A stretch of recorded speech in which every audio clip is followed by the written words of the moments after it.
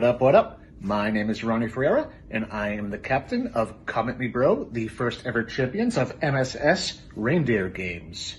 You're watching Let Freedom Ring with Dan Bollier, the #1 podcast in Southern New Hampshire. Enjoy.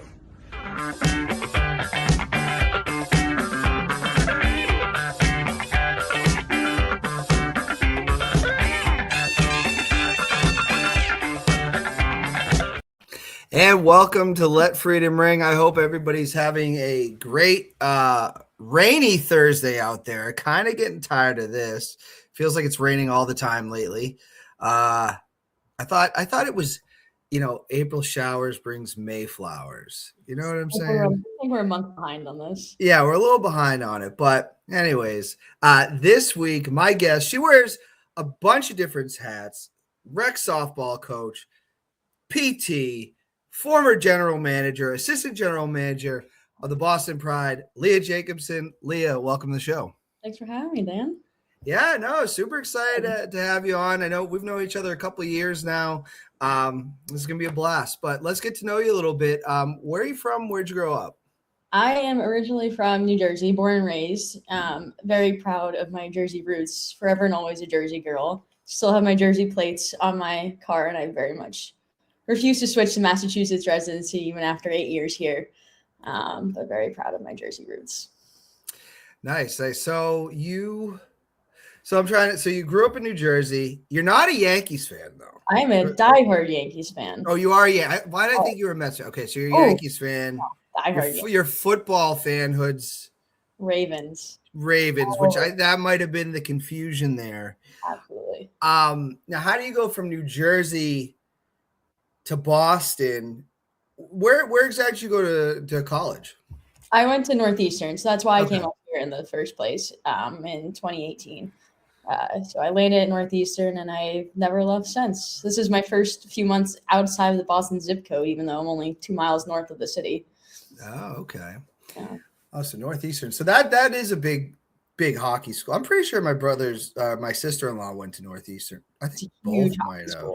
That was one of the reasons actually why I chose it. I mean, they have a phenomenal 6-year physical therapy program, which was one of the main things. But their hockey program is really, really strong. And as a PT student, I would get to work with the hockey teams. That was always part of the plan there. No, that's really cool. Now, how is the transition going from New Jersey to Boston? Now, you're right in the heart of it. Here in New Hampshire, like we don't like Yankee fans over here, but it's not like in the heart of Boston. What was that transition like? It honestly was a little bit easier than I expected. Growing up, so I'm from northern Jersey, right outside of New York City. So I pretty much grew up in the city, and we were always raised to hate Boston. So I thought I would get here and hate it, and then I'd be immediately back home afterwards. And I think one of the hardest parts of the transition was admitting that I was wrong, and that I do actually love Boston, and Boston is a great city. And as of now, I can't really picture myself anywhere else. I think it's a lot easier to go from New York to Boston. New York is much more chaotic, much more crowded, but going to a very small, walkable city, and you can kind of get to know the exact footprint within a couple months was a pretty nice transition.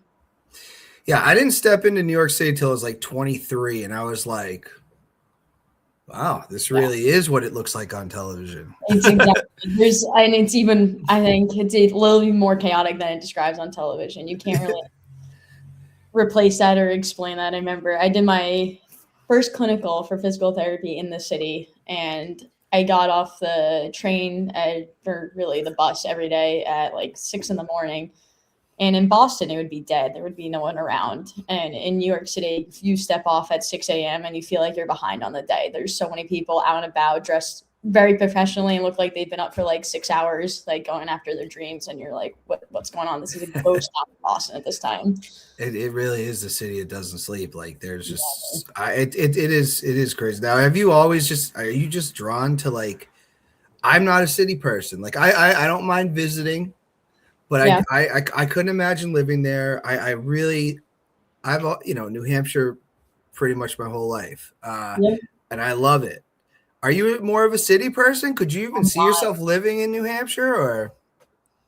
New Hampshire, probably not. I'm not a city. I wouldn't classify myself as a city person. I'm like city adjacent. Okay. I would like to be near a city, so I have things to do to keep myself entertained. But I don't love living in the heart of a city, which is why I never lived in New York City. For most of my college career, I was stuck, obviously, just for convenience sake. But that's one of the reasons why I chose Northeastern was I needed a city just to be able to do stuff because I wasn't into like the partying scene per se. But being in a city allowed me to explore off campus pretty easily. But Northeastern was a nice little pocket within the city where you still have a campus. Okay. I always wanted. And then I spent a lot of my time after graduation in JP. So you still obviously are in the city, but it doesn't feel like the city whatsoever. And now I'm up in Somerville. So I've definitely escaped the heart of downtown. I lived in the heart of downtown Crossing for a year, and that was definitely enough for me. Now, how do you do with traffic? It drives you crazy? Yeah, that's the we're trying to we're going to the Free Jacks last weekend, make a great time. They play in Quincy, and you're just trying to get through Boston to get there. And I'm like, every time, you got to leave. It should only take an hour, and it generally, you got to give yourself a 2.5 hour buffer. 100%. The game on time. I try to explain that to my parents all the time. Like if it tells you there's like a half-hour traffic, you easily need to double that. I will say it's definitely made me a better driver living here. Absolutely. It's do or die at the very least. But that's when I moved out downtown Crossing this past fall, I could have picked anywhere, and I would have loved to go back to JP because that's my favorite spot by far. But I work up in Woburn, so I didn't want to deal with the traffic every single day. So I chose north of the city just to knock off dealing with Boston itself most days. Can't blame you. I can't blame you there. Now, what's 3 things everybody should know about you? Ooh, it's a hard question. I would say I very much have the personality of a Jersey girl. I think that's very much stuck with me. I'm very stubborn, but I think that comes in both good and bad forms. I hated running for 6 years, and I ran every single day, or I ran 3 times a week for 6 years. And then I finally liked it one day. I hated it every single time, but I refused to quit.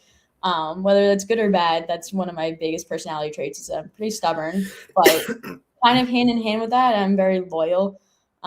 Which I think you have to be being a New Jersey Devils fan. You got to really stick through some bad stuff in order to still be a fan. So I would say those are 2, and I'm pretty passionate about whatever I do. If I'm going into something, I go into it all out. I don't like to go into anything half-assed or anything like that. If I want to do it, it's because I'm passionate about it, and I will make it my dream day in and day out until I get it done. Is that how you kind of felt about physical therapy? It is. More so how I got into physical therapy of knowing I wanted to be in the sports world and getting in there however I saw fit. I do love physical therapy. That's the career path I found when I was in high school. And I would say pretty passionate about that. And you have to be in order to get through that schooling. If you're not passionate, that schooling is pretty brutal. But if you have that light on the end of the tunnel, you'll make it. Now, what's a Jersey girl? So there was a movie many years ago, Ben Affleck, Jennifer Lopez. They did 2 movies together. You were definitely born. You were only like 4. But they did a movie, Geely, completely bombed. People are saying this is the worst movie. So then Jersey Girl came out, and I didn't go see it. What is it? What is there kind of like a definition of a Jersey girl, or what does that mean? Yeah, I haven't really figured that out. I didn't really notice it was a trait of mine, and that really defined my personality until I moved up here. And I've been told over and over again when certain traits come out of mine, like being very stubborn and very feisty, that's the Jersey in me. I thought it was my family in me. I thought it was my parents, but evidently it's the Jersey in me. And then I kind of look back onto like my friends in the area, and they all have pretty similar personalities of like, we're very feisty, we're very stubborn, kind of don't take any crap from anyone. And you have to be tough, but evidently those were Jersey traits, and I didn't really notice it until I moved up here, and I was told that my Jersey is very strong. Really? Okay. Now I got to ask, being from New Jersey, are you a fan of The Sopranos? Never watched it. I highly recommend. I mean, you don't have the accent that they have or anything like that. Very noticeable, but I highly recommend. It's my favorite show of all time. When we went to New Jersey, Daisy had a conference there, and we went to the Soprano where they filmed The Sopranos. Yeah. So we drove up to the house, and there's all these signs like "Do not knock on the door," this and that. I was like, just gonna get my picture. I'm gonna get out of here. Get it? Say I've been here. Cross it off the list. Yeah. We weren't big like shore people at any point in my life. My mom's kind of allergic to the beach, so. Oh, really? I really got in her head like she just doesn't like the sun. So we never really were like shore people. We were very much city people. Both of my parents worked in the city, so we spent all of our time in New York City versus the shore for sure. I feel like you're usually one or the other. Either there's the shore, the mall, or the city. And that's kind of how Jersey's divided. That makes sense. Now, I can ask one other question about Jersey, actually, now that we're talking about this. Right. What is up? Every time I drive through there, I got to get gas. Why can't you pump your own gas in New Jersey? Evidently, it's a liability thing. I did actually find that out recently. I asked my dad because he was born and raised in Framingham. This was new for him moving to New Jersey. I believe there's one other state. I can't remember which one. It might have been Oregon. I'm not sure. There's one other state where you can't pump your own gas. So Jersey's not the only one, which is a nice little misconception. I believe. I could be wrong on that. Evidently it's a liability thing of people have driven away with the gas pump in their car. I think it's either a myth or it's true, but that's what I was told. So for that reason, my mom she was born and raised in Jersey, never moved away. She's never ever touched a gas pump. Well, her hands are probably clean because those things do gross me out. You don't know how many people have touched those. She's a germaphobe, so it probably works for the best for her, but she's like can't imagine getting out of the car and pumping her own gas, and she thinks it's pretty crazy and foreign. I'm like, it takes 2 minutes. It's actually quite simple and foolproof, but yeah. I do know when I was younger, like I tipped. I think that tipping was a big thing when you have them pump it. This last time I went through, I said, we're not doing that. I can pump my own gas. I'm a 1-year-old man. I know how to pump gas. Like it's not rocket science. I do remember the tipping. I feel like the tipping was big when I was little, but they don't do that really anymore. I didn't see anyone else doing it. I said, thanks for doing this. I could have done it myself. Been doing it for 20 odd years. Yeah. Yeah, you said your dad's from Framingham. Is he a Red Sox fan? He's a Yankees fan now. So he converted. He converted. That's how I know. Everyone says that I'll switch one day. And I said, nope, I've only known people to switch from Red Sox to Yankees. My dad never switched back. That's how I know the Yankees are the better team. He was a Giants fan for a little bit when he moved to San Francisco for school. But he then moved to New York City, and he stayed a New York fan ever since. How old was he when he did that? He in his 20s, so he's been at least 40 years now of being a Yankees fan. I don't want to say anything, but I mean, it feels like the Red Sox weren't winning. He moved to New York. Like I don't know. I don't think I could ever do that. I won't even try on. Like I won't do that for the Red Sox. Absolutely, everyone's like, "Oh, you get up in Boston long enough, you'll be a Boston fan." I'm absolutely will never ever touch any Boston gear. No. None whatsoever, but he fully converted to Yankees fan and he's never been happier. So I guess that's the secret. Oh my gosh. That's a travesty. Now I got to ask the money question. It is Let Freedom Ring, sticking with the theme of the show. This is a big question. It means a lot of different things to a lot of different people. There's no right or wrong answer really. What does it mean to you to be an American? Yeah, I think that answer changes depending on the year. I think my answer growing up would have been a little bit different, but with the recent government changes, I don't want to get too political, but I feel like that has influenced my opinion on what it is to be an American. But I think at the basis of it is the American dream and the land of opportunity. And I think the dream and the opportunity is a little bit different than what it means to the rest of the world versus being in the U.S. itself. I think it's designed a certain way, but with like the recent government and who's in charge, I think we have an opportunity as Americans to kind of fight more for what we believe than anywhere else in the world, really. Like if we treat this country as like the founding fathers intended of a true democracy, we have a unique opportunity to make this place how we want it to be. And I think most Americans should exercise their right in that way a little bit more frequently than they do, so that they can have a say in actually how their lives are lived versus kind of just following one way or another and truly getting involved. I think we have a very rare opportunity to do that, and it's not utilized as much as it should be. And I think that's what it means to be an American, is to be able to get involved and make the country how you want it. No, I agree with that. And sometimes the answer of, just the freedom. We're not the only ones that have freedom in this world. We're not the only country that is run this way. Yeah. But no, me too. Like, I kind of look at it too. Like, we do get, I think sometimes as Americans, we get so wrapped up in our politics. Yeah. And then there's a famous saying, like, America is great not because of a president, because of the people. Right. And I think that's a great point that you said. Like, we do have the power. Yeah. It's crazy because we the other thing I always notice is everybody gets so wrapped up in the presidential race, but they don't talk about their local ever.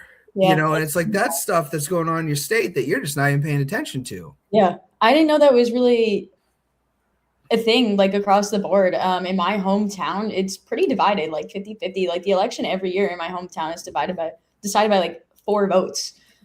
So ever since I was little, I've known exactly what was going on in my hometown. So I kind of thought that was the status quo, especially because you live where you live. You should be involved in your local politics. And then kind of moving up here and seeing the amount of people that don't get involved or really know what's going on.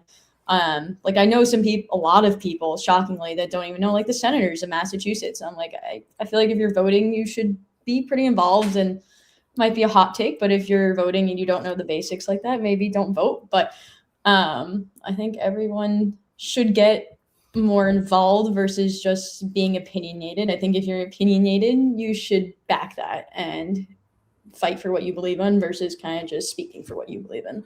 Do you think that there's an issue with the 2-party system where it's like, you go to an ice cream stand and you don't have 2 flavors of ice cream generally? Yeah.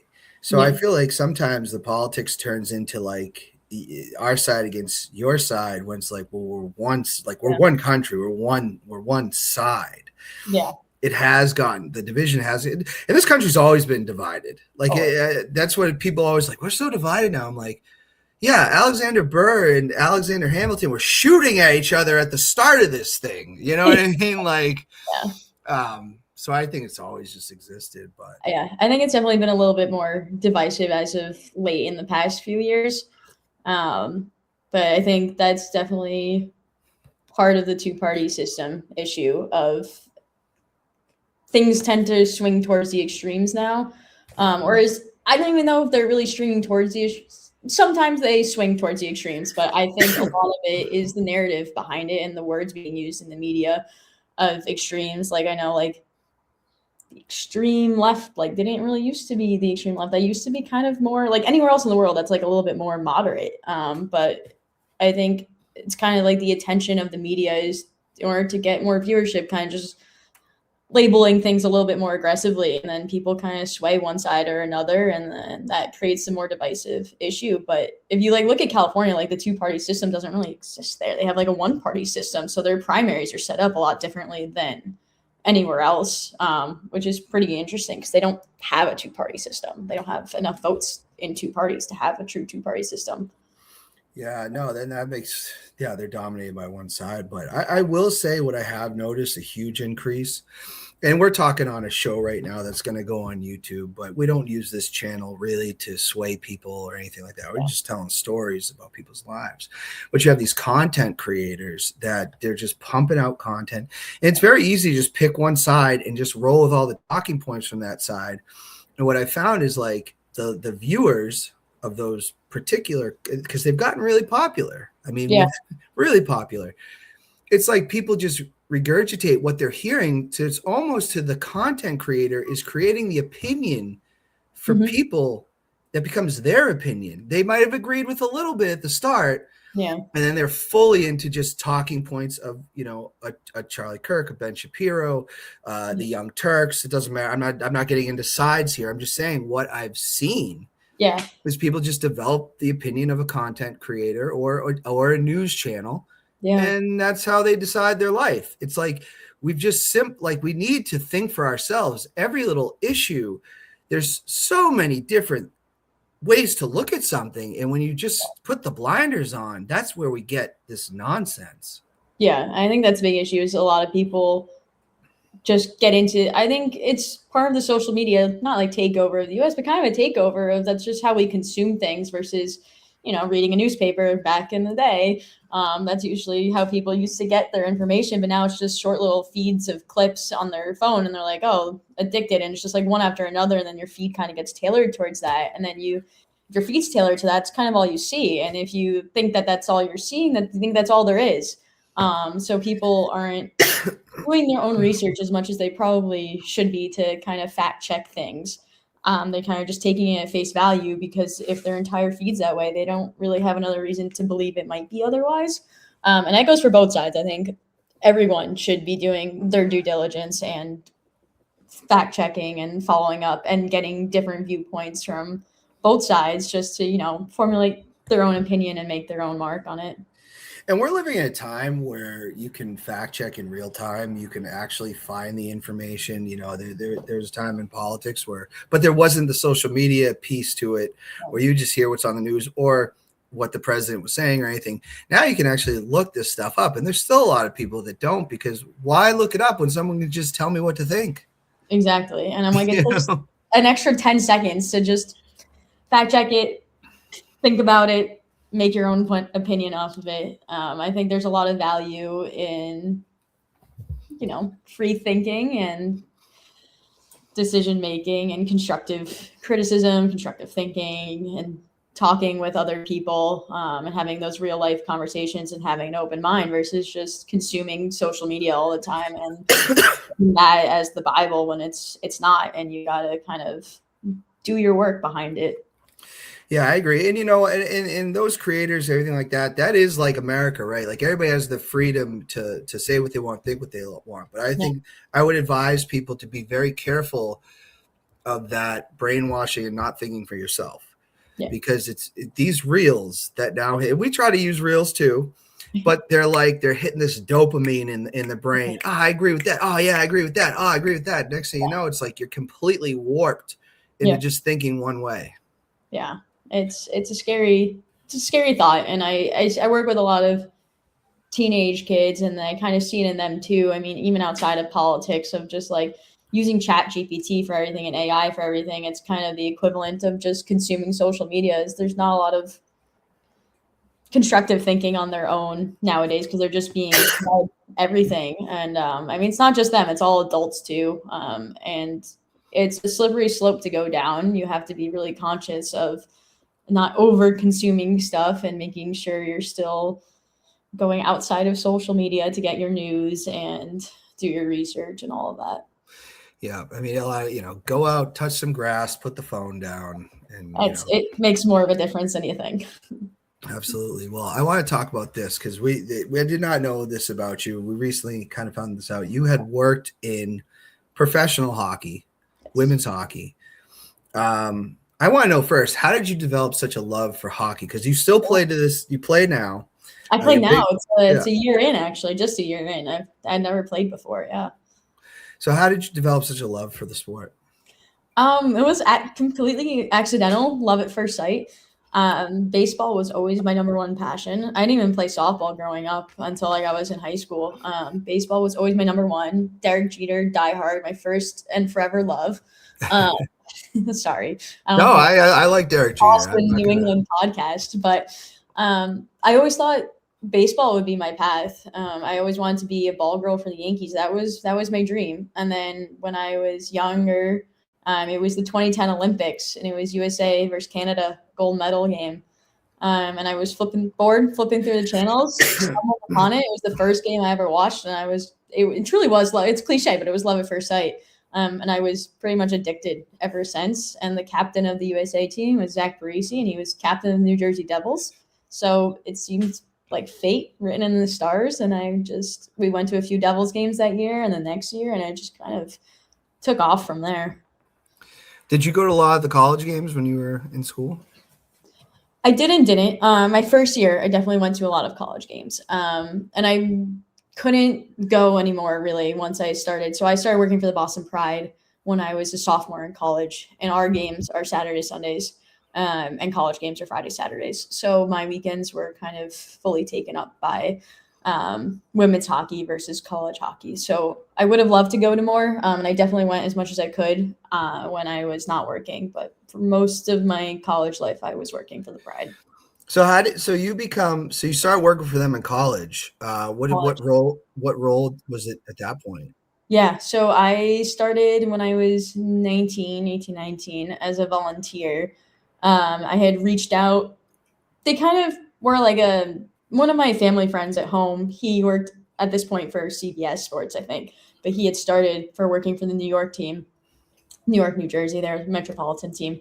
And I had like been on the phone with him, and he was like, "Hey, if you really want, like, if you're passionate about sports, like, you should reach out, especially hockey. Like, reach out. Like, they need volunteers because not a huge cash flow, especially at that point. They were 4 years old at that point, so not a huge payroll. They need all the help they can get.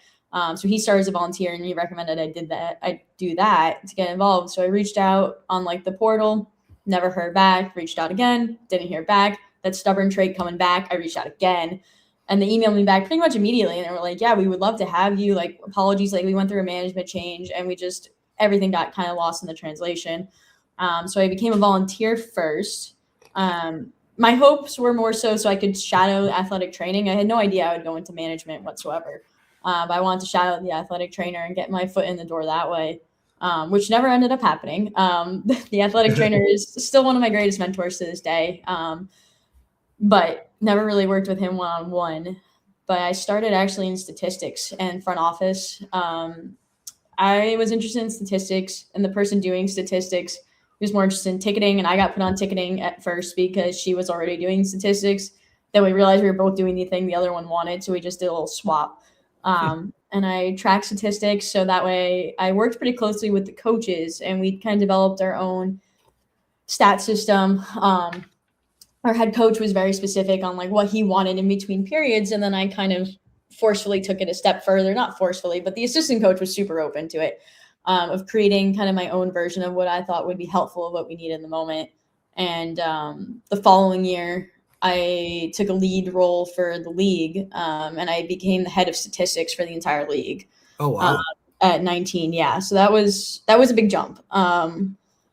At the same time, I had been shadowing like our game day operations guy and getting early to games to help him set up. And I liked that aspect of it. And then he ended up moving on to a different role in Connecticut. And then that position was open, and I'd basically kind of already been trained by him, not knowingly. So they asked if I wanted to do that. So then I was doing two roles. I was paid after my sophomore year. So my junior year of college, I was starting to get paid by them. And it kind of just spiraled out of control after that first season. So I ran statistics, worked my way up from game day operations. Following year, I was director of operations. Then I quit. Then I quit statistics. So I did that for 2 years for the league. And then I quit that so I could focus more on the Pride and take on the assistant GM role, because that was a little bit time consuming. Yeah. How are you balancing this with school? Not well. Actually, don't tell my professors, but I pretty much always had a split screen up during class of like my emails and things I needed to do for work and the PowerPoint itself. I definitely have like that ADD brain, and the more input I had, the better I did in school. So it was more of a do or die scenario of like my parents really didn't want me at first to be involved with the Pride because they were worried my school was going to slip, and rightfully so. It's my career. Especially being like the 6-year combined program. It's like from the get-go, that's your physical therapy path. So you need to do well or you're out.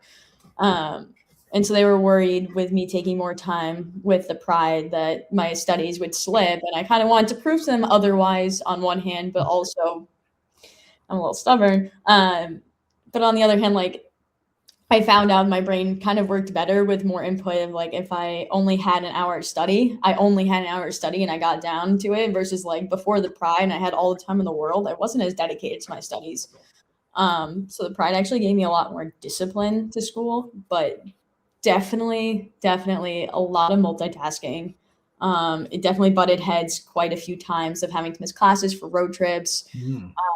I missed almost the beginning of our playoff game for an interdisciplinary committee thing that we needed, or like a research study. That was, if you didn't go, you'd fail the class basically. And I almost missed my playoffs, so I almost got fired from that. So dealing with both at the same time was at times very hard, because it was like 60-hour weeks, and when you're in PT school, it's rough. So you got to be really, really on top of your time management. Otherwise, you're going to fail in both realms. Now, you went to Northeastern, so you're probably always a good student, I'm assuming. Yeah. Yeah. So, well, no. Yeah. So, if I'm like focused. Now, so you become the assistant general manager. What exactly? What do you have to do in that role? Yeah. Not similar to like an assistant general manager in the NHL, as a lot of people think. I usually get a lot, like if I was involved in a lot of like the player trades and signings and all of that, and that wasn't as much my role. So at first I was going to do co-GM with my friend, one of my coworkers who was a good friend of mine. And we were going to both be the general managers. And then we kind of realized her skill set versus mine. And just the fact that I was at school, it was worth it for me to take assistant GM and just let her handle general manager. So I didn't do the traditional assistant general manager stuff in that sense. More of my tasks were, I was coordinating all of game day logistics. So from start to finish of hiring everyone on my task force. So I was in charge of all the volunteers, all the ticketing, all the sales, the media, scorekeepers, penalty bogs, everyone from setup to start, finding anthem singers, puck drops, setting all that, making the script for the game, setting up for the game, running the game, taking it down. Mostly started that at home. And then once I took on the assistant GM role, that was also carried on to away games and coordinating with the away team, or the away team that we were visiting, and being the kind of liaison for that. And I also, the main role I took from the general manager to kind of offload from her was head of PR. So dealing with everything media related and writing all of our press releases and and like coordinating interviews. And we were on TV in the last couple of years, so coordinating with our film crew and commercial breaks and things we want in intermission and intermission interviews, post-game interviews, the autograph line, and like how that turned into more of like an interview section. So those were more so my roles, and like coordinating between like head management of like our president and our general manager and like the rest of our staff. I was kind of the in-between person for everything.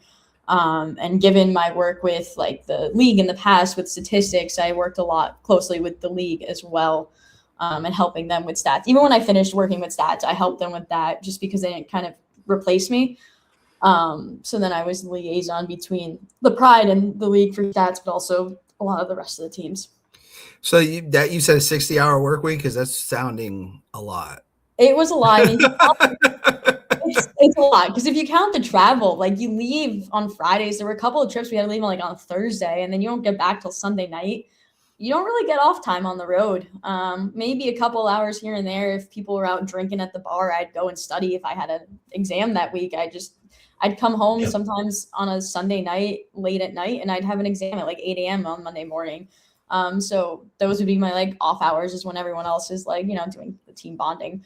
But then I kind of gave that up towards the end of like, I just, I wanted to join for the memories and figure out studying elsewhere. So like on the trip, on the bus rides and all of that. But yeah, even if you're just gone from Friday night to Saturday night, that's like 48 hours straight of work. You sleep a few hours each night, but there's usually so much to do and so much travel, but you don't get much sleep, and you're pretty much on the entire weekend. And then all the work during the week to set up for the following week, and all the meetings you need to hop on, and all the emails and calls, and just coordinating game day logistics. It's like the Cole's law of hockey of like everything that will go wrong. Everything that can go wrong will go wrong on game day. And it's like really unsetting if things go right. I'm sure you can appreciate that as league president. Yeah. Usually I don't have to do that much. Where were the home games? Where were these hosted? We were out of Warrior Ice Arena during my years. Before that, they were out of Harvard, but during my years, we were out of Warrior Ice Arena. Save for like our playoff games, our last year, we kind of toyed with going to a bigger stadium and playing at Bentley. because they could see over 2,000, and we sold those out with no problem. Really? So we were looking to expand in our final year, but then we got bought out, so we never did. Oh, so the league got bought out?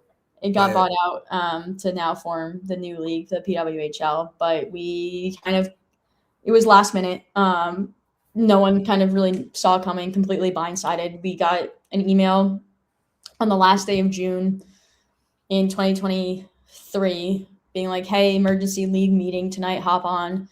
No one knew what it was about. We got on the call and the president's like, we're done. We sold.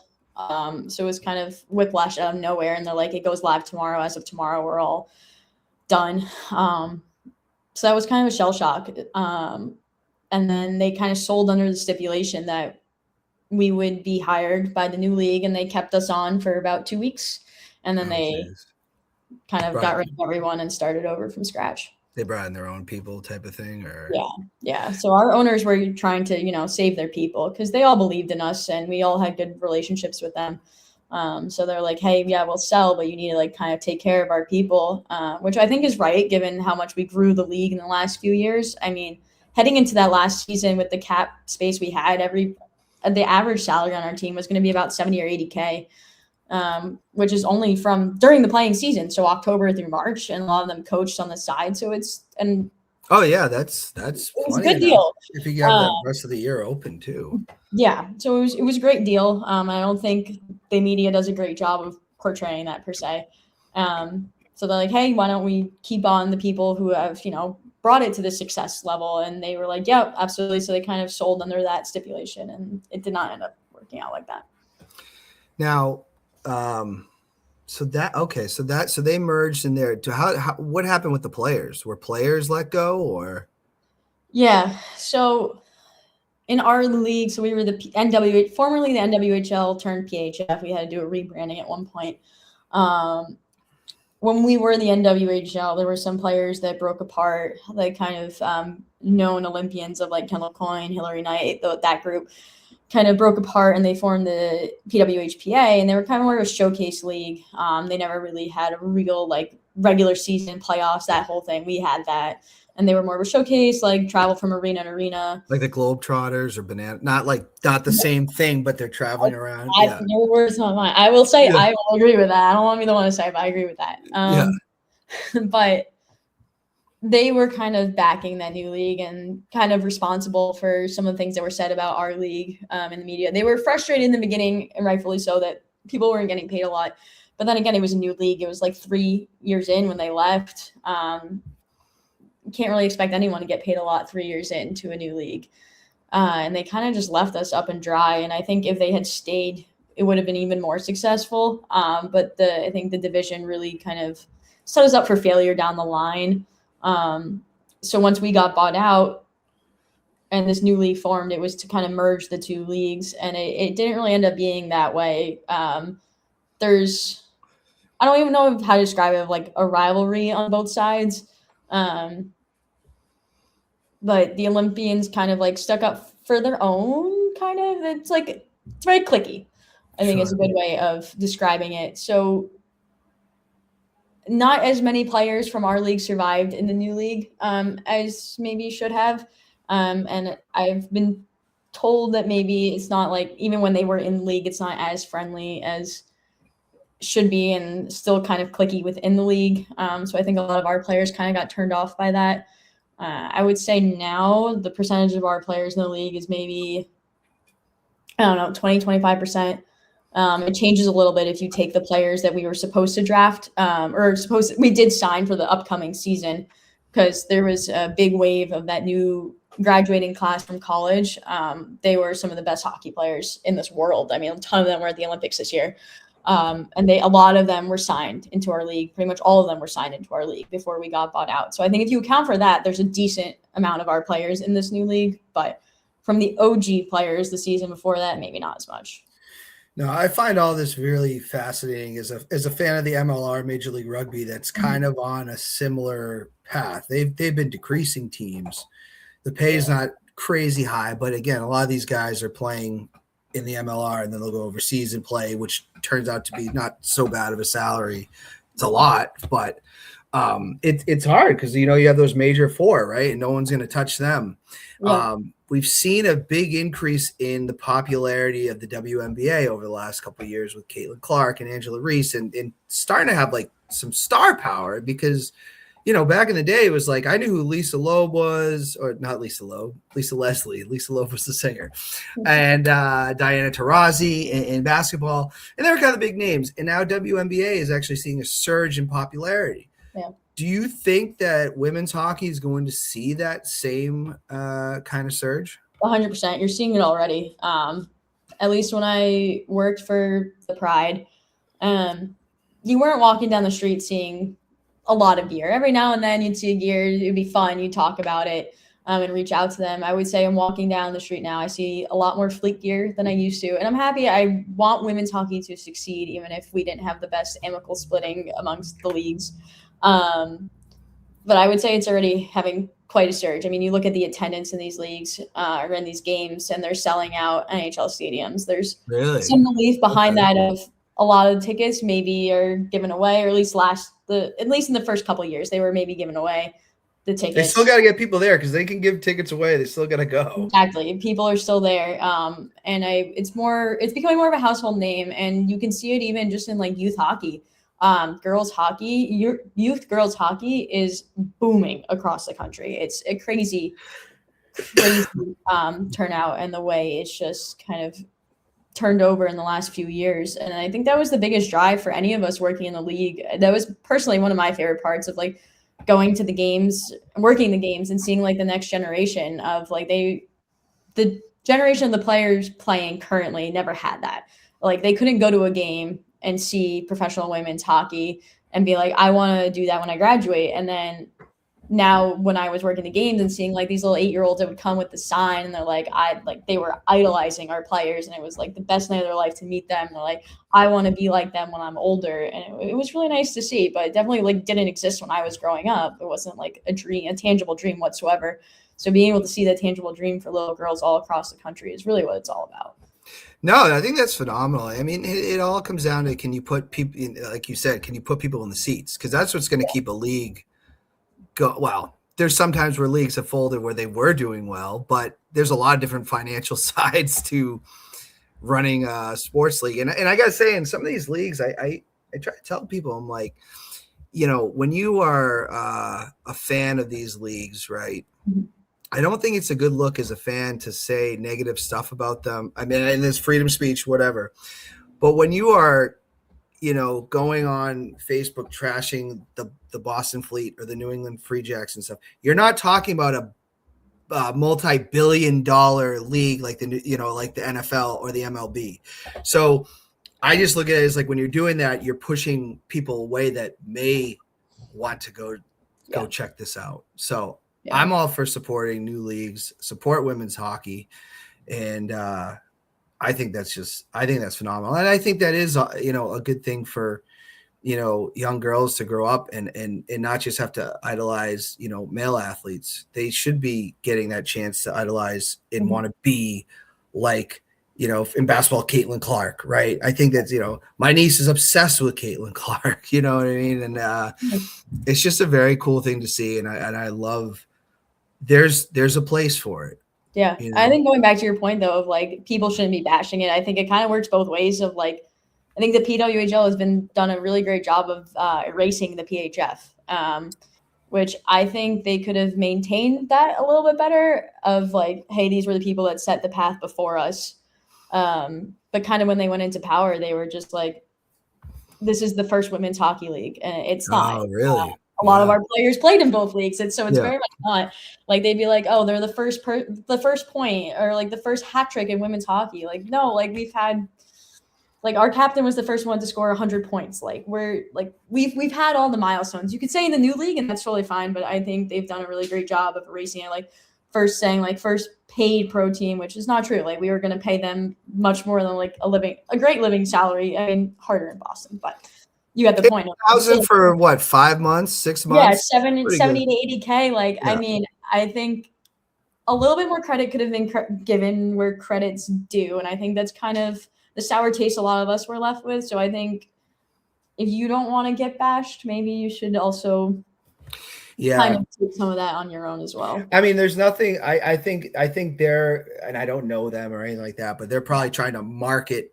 something a certain way when it's like, hey, there's people that can call you out on that. I understand you want to do that, but people do know the history, and hopefully, when people see this show, they're going to know that this team exists. Because, like I said, we were at softball the other day. My brother had a Fleet jersey. I'm not a hockey guy, so I'm not as familiar with the NHL. I'm not familiar with as much women's hockey, but I'm all for like growing sports in general. Right. So, that it's probably a marketing thing, is what I think it is. Because if you say you're the first, there's something about that gets people maybe wanting to go, I guess. Yeah. It's a little bit of the marketing and a little bit of just how we were kind of head to head with the PWHPA, and a lot of the players from the PWHPA are kind of the leaders of the new league, and kind of in the minds that kind of won the buyout. So, so I think it's definitely a little bit of both. Very political, a lot more. I remember I had a patient once who was like, "Do you want to understand the politics of sports?" And I was like, he was like, "You wouldn't get it." He's like, "You don't understand how political sports can be." I was like, "Yeah, totally do not understand." I was doing this at 19. No. That's truly incredible story. Honestly, I think that's so awesome that you did that. And if you ever get back in it, I don't expect to pay for tickets. I just, so I got to ask just a couple questions. We'll get to the fan questions. We did talk about how you were a PT. We've talked about kind of how you got into that. Mm-hmm. What's the best part of your job? Interacting with the people on a day-to-day basis and forming those relationships. I mean, I think the cliche answer is, getting people better. And that is really rewarding to see someone get back to what they want to do and put the work in and get back to running or sports or whatever day-to-day life. I still remember my first ACL I had from pre-op to running, and the feeling I had when I put her on the treadmill for the first time was incredibly rewarding. But I think it's more so the relationships you make with the people. I don't think you're told in PT school as much of how many repeat offenders you'll get. We get a lot of repeats. And so I've had patients for the entirety of the time I've been a physical therapist, and they've been through a lot of life changes with me. And you get really close with your patients, and which makes it a little bit more personal, and their wins are your wins, and their losses are your losses, and you kind of go with them on the journey. But my coworker says it all the time also, it's kind of the patients that make the job. And if you have a good clinic and you have a good patient clientele, and you can go to work every day and look at your caseload and be like, I'm excited to see this person. I'm excited to see this person. I'm excited to see this person. It's a lot easier to get through the stress of the day. And I'm really lucky with everyone in my clinic, and our patients are just incredible. And we've formed some really good bonds with everyone. No, I love that. When I had my shoulder surgery and I had to go through PT, I went to Performance in Nashua, and I can honestly say I look forward to going because the staff and everything. We had Jerry on the show. Everybody in Nashua knows Jerry. If you played any sports in Nashua, it was always Performance taking care of you. So it was awesome to go there. Any advice you would say to anybody out there that's looking to pursue a career in physical therapy? Do your research and do your shadowing. I think the best way to get into it and kind of understand what you want to do within the field, because it's so vast, which is one of the great things about PT. I'm very, one track mind of I want to do sports PT, but there's so many fields where you can kind of hop around if you change your mind, which is great. I would say there's no better experience than real life experience. And that's my number one. I did 2 years of shadowing when I was in high school, and the guy I shadowed, I'm still friends with to this day. He owns his own clinic now. I think that's the most valuable use of your time, is getting into a clinic, shadowing, making connections, asking, seeing different fields, and kind of narrowing it down from there. Nothing beats hands-on experience. No, that's awesome. It's definitely you got to hit. I'm assuming you got to hit the books. It's not an easy. Hit the books. That's more so when you're in school. You follow that, but you'll learn more in the clinic than you ever will in a book, for sure. Can I ask this though? Did a lot of people now? Northeastern's a very tough school to get into, very competitive. Did a lot of people not make it through? Did you It's kind of a hot topic in my year. So we were in the last year of the 6-year combined program, and they stopped it after us. So in the past, they were really, really strict on you had to maintain a certain average, you had to hit a certain test average. You couldn't just rely on your whole GPA. Every single class had to be above a certain grade and all of your tests as well. And if you failed, they would drop you out, but they would let you go into the year below you and retake that. And if you still failed, then you were out. My year, since we were the last class, we didn't have a class to fall back on. So they were a little bit more lenient with retakes, for sure. But then you still have some weeding out process with clinicals. If you fail clinical, you fail clinical. You can't get out of that. And if you fail the boards, you fail the boards. So there's still some weeding out, but I would say they were a little bit more lenient with my class than they have been in the past, but Northeastern used to be really strict. So I don't think we maybe lost a couple here and there, but not as many as in past years. Okay. Yeah, I know it's gotta be tough. Yeah, it's a higher grade average. It's strict. Yeah. Want to get into the fan questions. You had a bunch here. First from Sarah Boothie, who had a few questions. Favorite book and why? Oh, I did see that question from her, and I knew I was going to have to let her down on 2 out of 3 of her questions. Sorry, Boothie. Still love you, and you're still my favorite second baseman on Batitude. But yeah, I don't have one.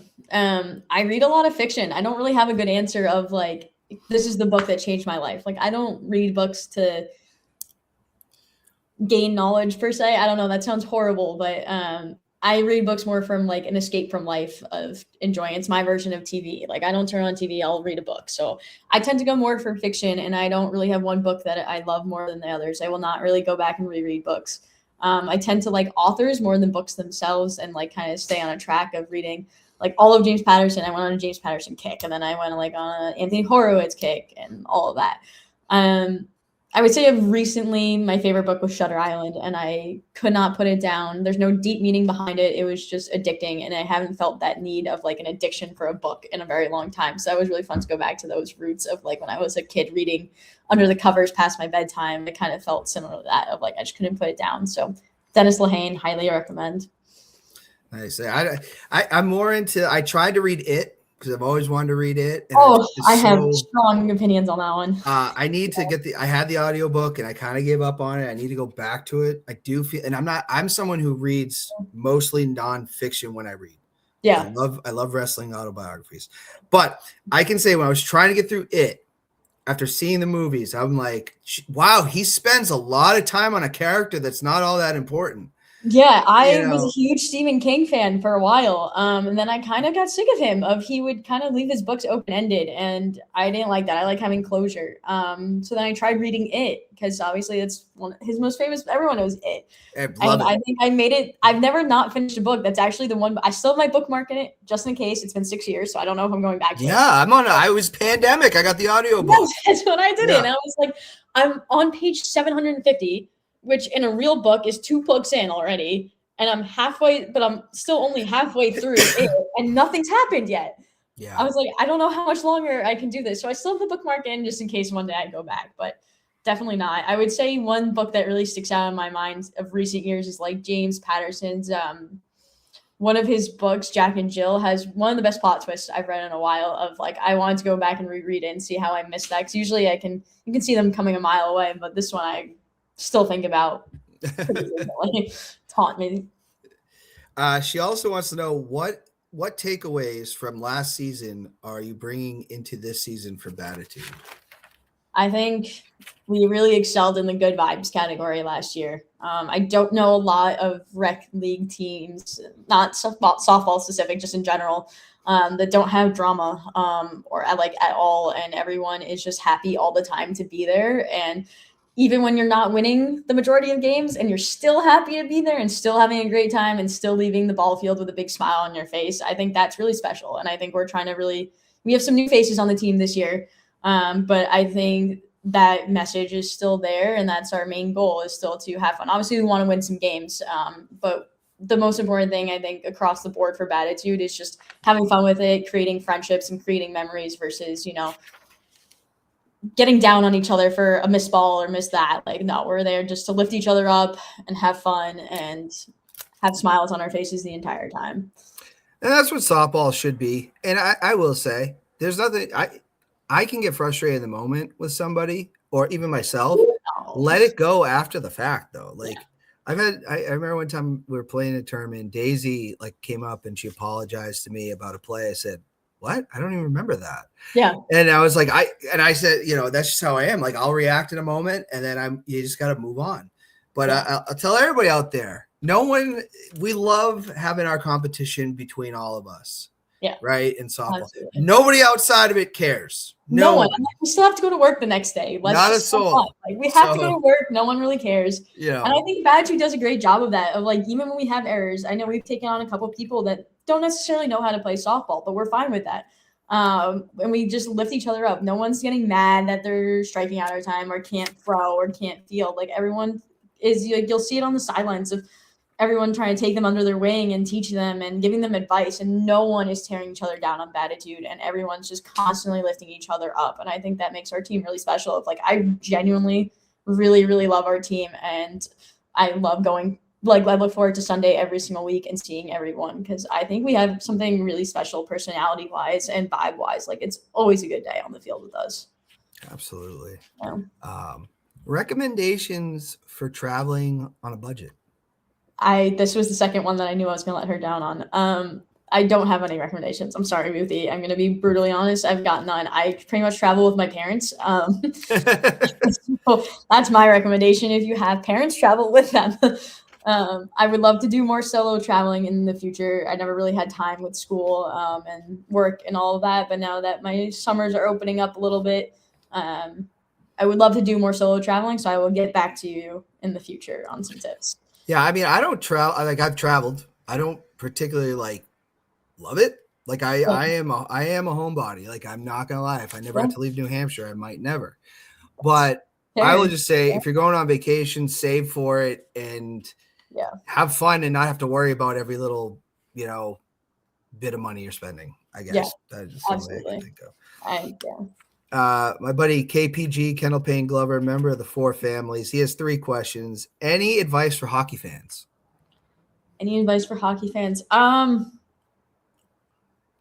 really. I think it is something very important thing. Did I hear something? Oh, okay. I know something came on. We're getting hacked. I would say just immerse yourself into the culture. I think hockey culture is really fun. I love hockey culture. A lot of my good friends are from hockey, and some of the best personalities I've met in my life. Get outside of your own team, watch other games. I think is a big thing. I think when I was younger and had more time on my hands, I would watch, every single New Jersey Devils game for sure, but any game I could, any game that was on, I was just watching and consuming. You miss a lot of great players if you're not expanding your horizons outside of your team. Pay attention to stats. Pay attention to. I personally am very analytical and I love looking at stats, but it gives a good insight onto teams and players that you might not know. They're not like the McKinnons and the Crosbys of the team, but they're very important to the team, and statistics kind of give that away. But just consume it as much as you can. Get involved with the community. Everyone in the hockey community is wonderful and super welcoming and super open. And if you want to skate, go to Learn to Play. Awesome. Top 5 places to visit. Ooh. Of where I've been, I would say Spain is number 1. That was my favorite spot for sure. And if I had to go back to any of the spots I've been, I would be to Spain. I love going to places that mean a lot to me. So going back to my sleepaway camp from when I was growing up, anytime I'm in the Adirondacks there, I am as happy to get there. That is something on the bucket list that for someone that used to hike a lot, I don't hike like I used to. I have to go there. It's beautiful. Our camp was about 15 minutes from Lake George. That is one of my favorite spots in the world. It's my happy place for sure. So I guess it's number 2, or 2 of the ones on the list. We did, Argentina was pretty awesome of going up and down the coast. You get a lot of different experiences of Buenos Aires, of being in more of that city life, going all the way down to the bottom and seeing penguins and climbing glaciers. It's a trip that kind of hits it all if you have the time for it. I don't know. This is tough. Morocco. I actually have a map up in my room right over here of it's a pin pushing map. You can put all the pins in it. Oh, nice. And so it's fun. So if I can't answer this question, I'll have to go over the pins and look where I've been. We did Morocco, which was stunning. Really interesting to see the culture there. Everyone was very welcoming and kind. I think more so than it gets portrayed in the media of like that side of that area of the world per se. But that was kind of the best hospitality I've actually seen all around the world, which was definitely a surprise. We did Germany and Amsterdam a couple summers ago, which was very informative, very heavy, but very informative and very good for people to learn. So it kind of depends on where you're going, but I would say my two tops are my happy place in Spain. And after that, it really depends on what you're looking for. I love everything. I don't think I've ever had a bad trip. Now, have you explored the White Mountains of New Hampshire yet?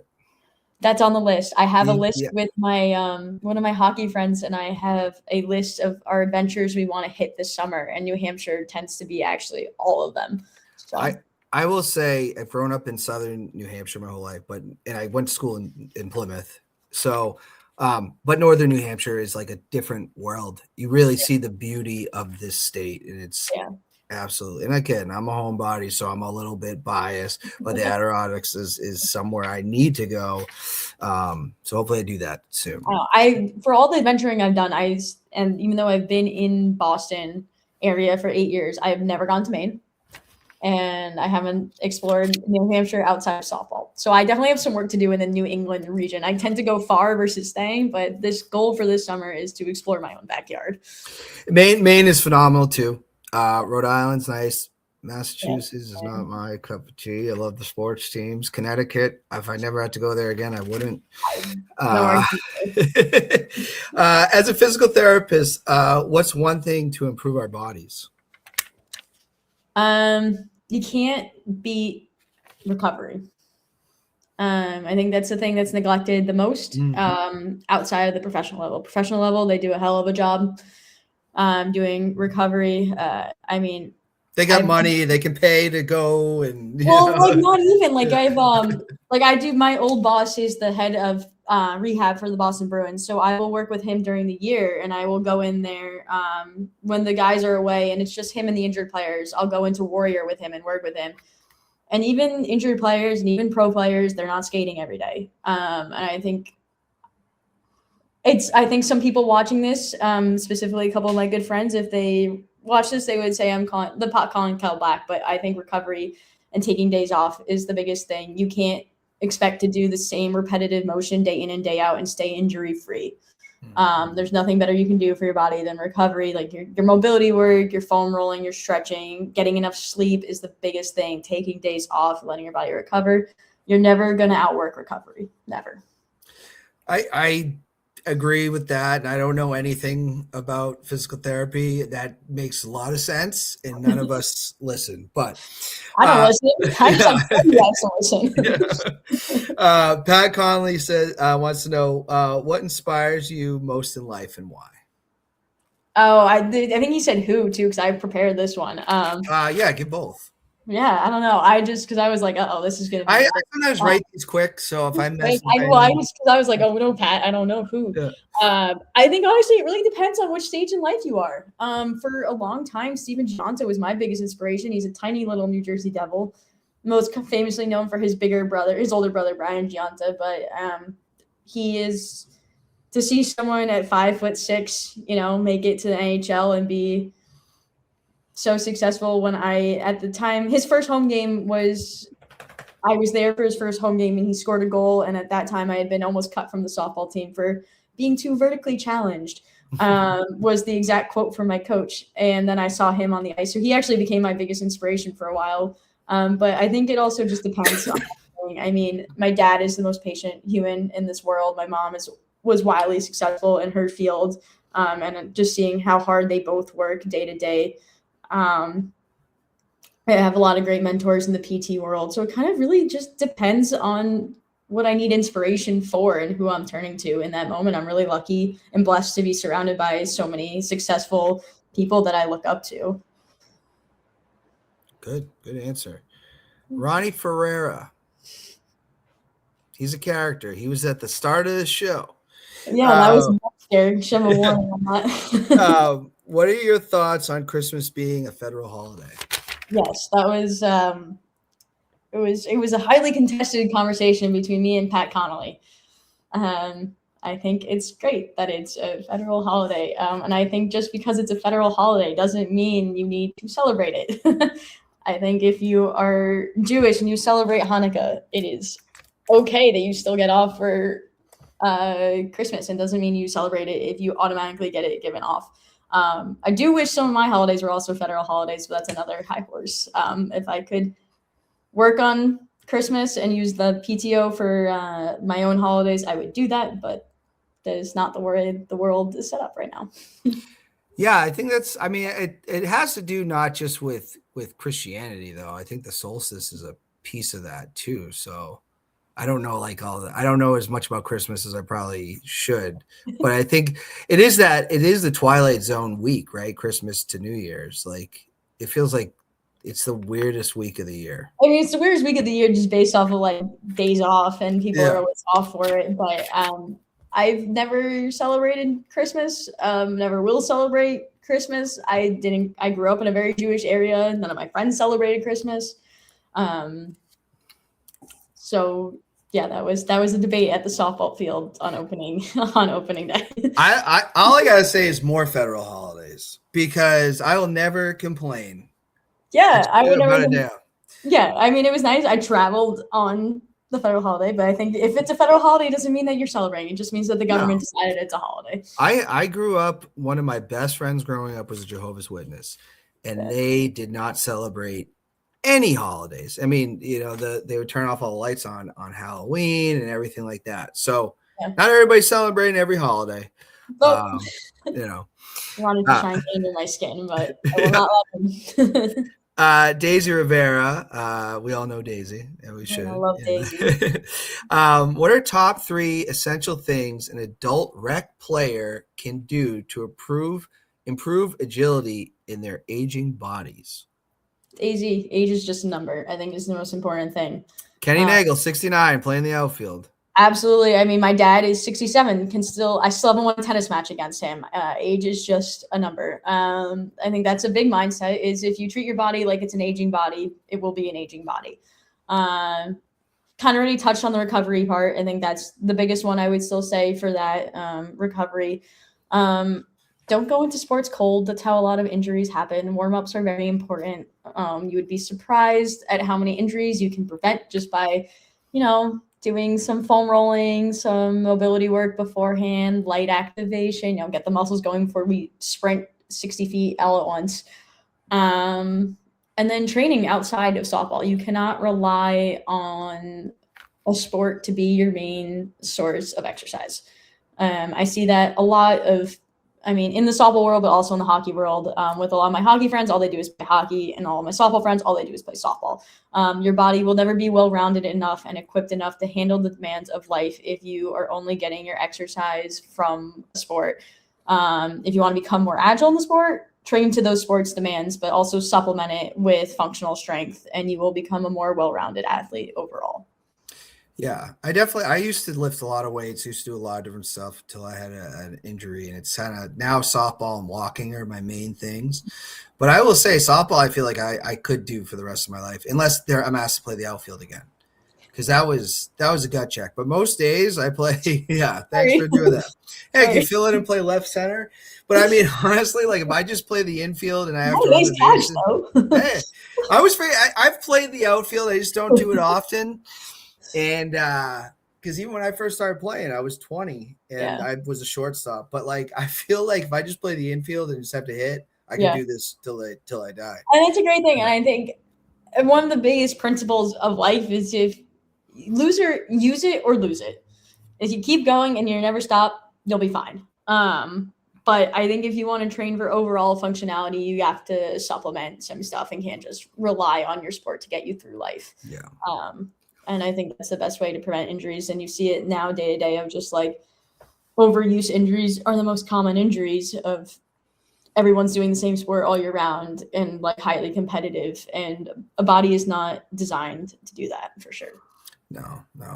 Softball though, I can't play flag Like you'll never see me on a flag football field ever again. I don't need any more injuries. Yeah. So I do feel like softball is that nice, like I'm not out playing pickleball, but I'm doing something and it's just fun. But I will say I do get more pickleball injuries in the clinic than I do slow pitch softball. So I believe it.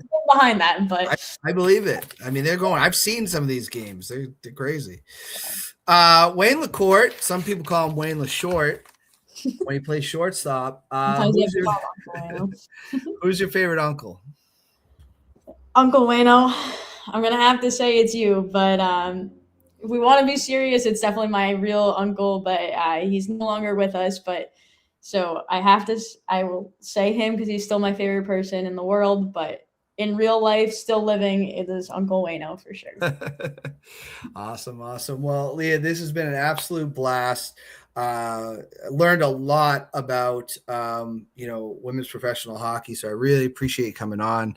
We will have to do this again sometime. Any final thoughts?